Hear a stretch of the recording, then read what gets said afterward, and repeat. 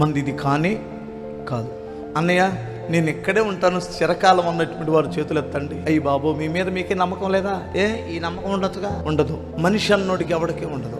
ఇక్కడే స్థిరంగా ఉంటానని అంటే మనకు ఆల్రెడీ మనం మెంటల్గా సిద్ధపడి ఉన్నాం. ఏదో ఒకరోజు నీ దేశాన్ని, ఈ ప్రాంతాన్ని, నీ ఇల్లుని, నీ వాకిల్ని, నీ భార్యని, నీ భర్తని, నీ ఎండిని, నీ బంగారాన్ని, నీ ఉద్యోగాన్ని, నీ వ్యాపారాన్ని క్షణాల్లో విడిచిపెట్టి వెళ్ళిపోవాలని నీకు తెలుసు.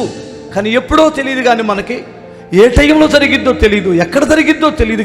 కానీ ఇది మాత్రం సత్యం, విడిచిపెట్టి వెళ్ళిపోవాల్సిందే. నువ్వు ఇంత ప్రేమ పెంచుకున్నావు బిడ్డల మీద, నేను ఇంత ప్రేమ పెంచుకున్నాను బిడ్డల మీద. ఏదో ఒక రోజున మన బిడ్డలను విడిచిపెట్టి మనం వెళ్ళిపోతాం. ఈ బిడ్డలు ఇక్కడే ఉంటారు.